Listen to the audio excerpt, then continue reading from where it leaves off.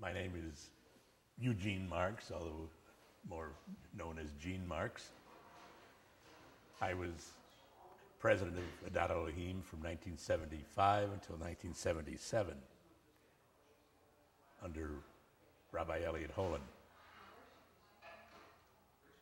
Actually, I won't say the Supreme Court got me into office, but Mel Coven was elected president that year, and then before he even took office, he moved to Florida, so I inherited the office as vice president.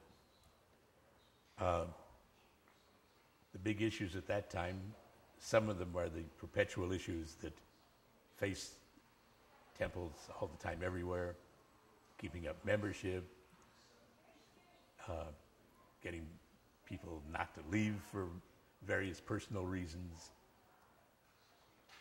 And I think as far as what I was trying to do in my term, the temple was much younger and smaller then, we were only roughly 10 years old, was to get membership to grow. And that was accomplished with, before my term as president, I was actually membership chair. And things were quite different in those days. The membership committee would literally call on prospective members in their homes with brochures, information, whatever they needed to know to make them feel welcome in the community. That's how we got our nickname, the Warm Reform Temple of Conejo Valley.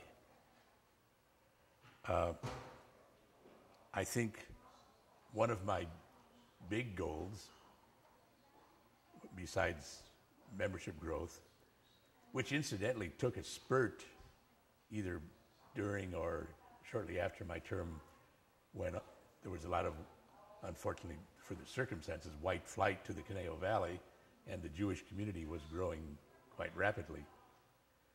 But I fought for many years, and eventually, long after my term, it came to pass that our temple did get an administrator. By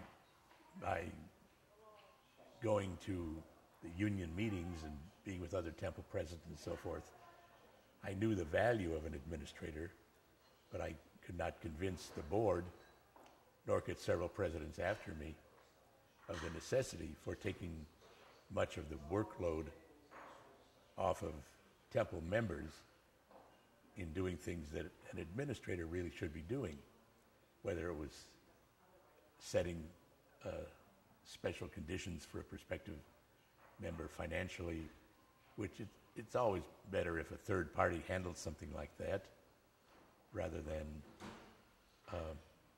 a fellow temple member having to make these kind of decisions.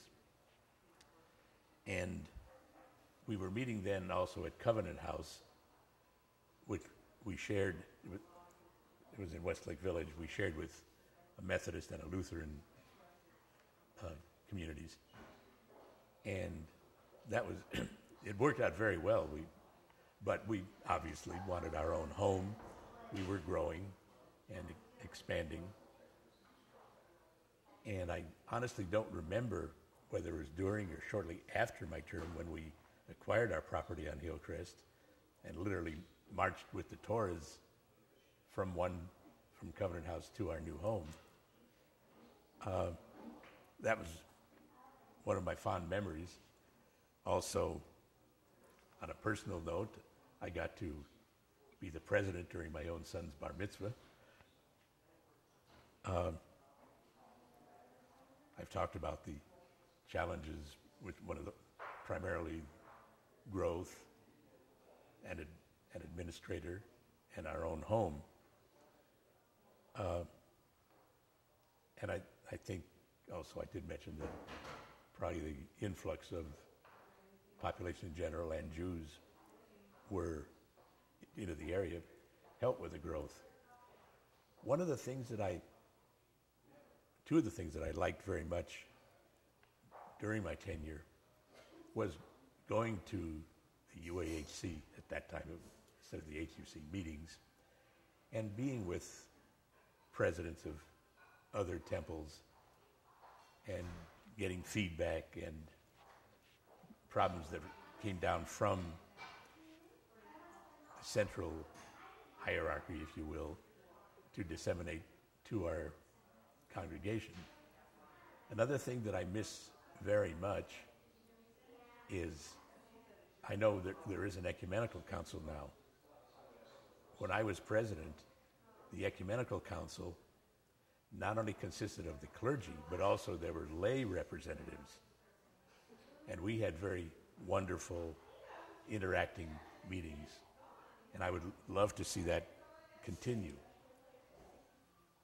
As to any wisdom I can share with the present or future leadership, I would again say it's nothing new, and there certainly isn't any wisdom on my part, and I don't say that I even possess this ability of tact myself, but you have to learn to work with people and get them to work and interact with you. I mean, the old expression, if you have 3 Jews, you've got 5 opinions, I think is still true today. But it is important to get any board members, committee people, if someone says they're going to take on a job, to follow through and do that job. As I say, I'm one of those nitpicking perfectionists who maybe expects too much of people, but still you don't like to see someone take a responsibility and fall by the wayside. So other than that, I wish the present generation and all the future generations success with our congregation.